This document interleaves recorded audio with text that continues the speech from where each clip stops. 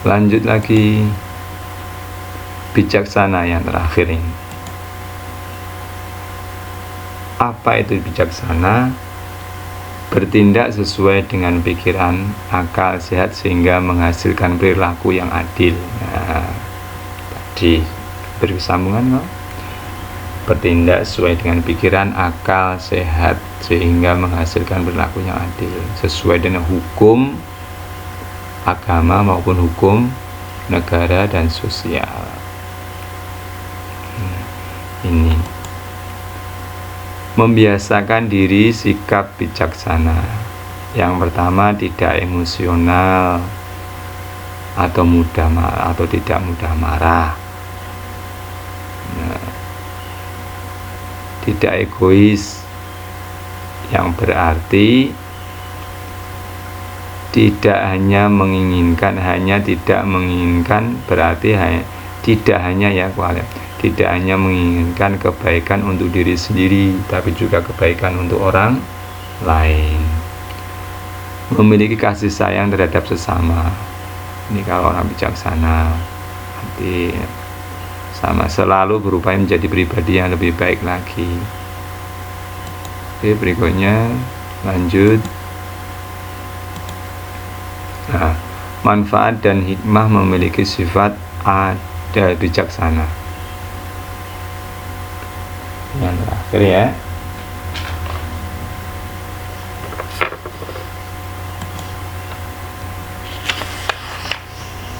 Yang pertama, bersikap bijaksana dalam kehidupan sehari-hari, maka telah melakukan hal yang baik bagi dirinya dan orang lain. Bijaksana dalam bertindak, bijaksana dalam bersikap, bijaksana dalam berpikir. Nah, ini kita terapkan dalam kehidupan sehari-hari, maka diri kita menjadi baik, orang lain pun ikut menjadi baik.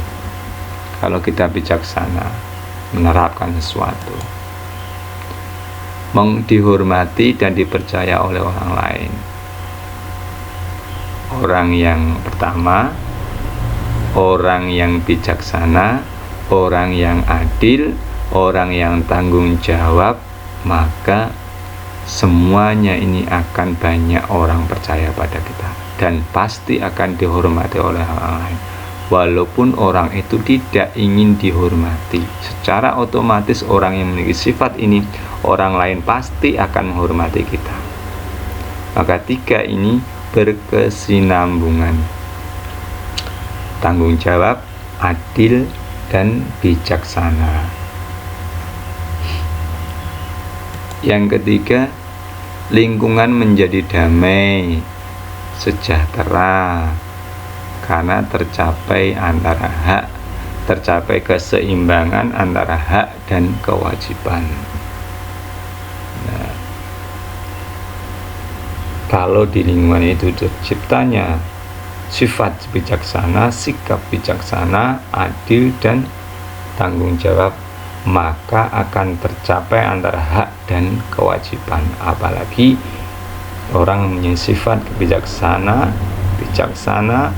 maka keluarga, lingkungannya akan tercapai kewajiban, hak dan kewajiban, sejahtera, pasti itu. Makanya kita butuh pemimpin yang bijaksana, butuh aparat yang bijaksana, butuh pejabat yang bijaksana, terutama diri kita sendiri. Kita harus punya sifat yang bijaksana, tumbuh dari diri kita sendiri, dari sejak dini. Yang keempat, menciptakan keadilan di masyarakat karena kebijaksanaan yang dilakukan. Nah, kalau orang yang sifat bijaksana, maka keadilan di situ akan tercapai.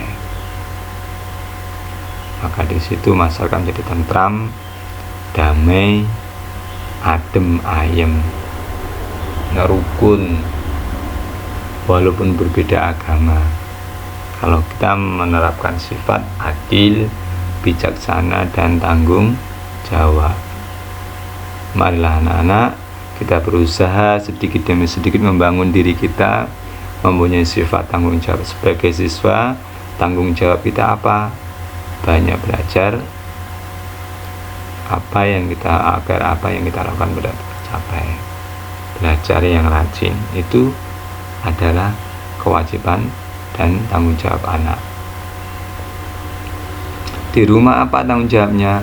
Selalu menghormati orang tua, mematuhi orang tua, dan apa yang sudah menjadi aturan di keluarga itu. Nah, itu tanggung jawab. Dan menyikapi dengan bijaksana juga. Ya, di masyarakat juga ada. Maka dimanapun kalau kita punya sifat yang bijaksana, sifat yang tanggung jawab, sifat yang adil, maka orang lain akan percaya pada diri kita, Allah akan memudahkan langkah kita, dan diri kita akan menjadi enjoy, santai, semangat. Oke anak-anak, mungkin itu yang dapat Pak Ali sampaikan. Ada kekurangannya Pak Ali minta maaf. Lebih semangat lagi belajar, lebih semangat lagi untuk berkarya. Jangan lupa semangat untuk sholat 5 waktu. Itu hak kita kepada Allah. Itu hakmu kepada Allah. Nah, kebutuhan kita kepada Allah, tanggung jawab kita kepada Allah ada sholat 5 waktu. Jalankan dengan baik dan ikhlas, maka Allah akan memudahkan diri kita semuanya. Oke? Mudah-mudahan kalian, keluarga kalian, saudara-saudara kalian diberi selalu kesehatan oleh Allah Ta'ala. Dan mudah-mudahan kita dapat berkumpul, masuk lagi seperti biasa, belajar di sekolahan dengan ceria. Amin, amin ya rabbal alamin. Alhamdulillah, alhamdulillah rabbil alamin. Subhanallah hamdi, subhanalhamdika, asyhadu an la ilaha illa anta, astaghfiruka wa atubu ilaik. Assalamualaikum warahmatullahi wabarakatuh.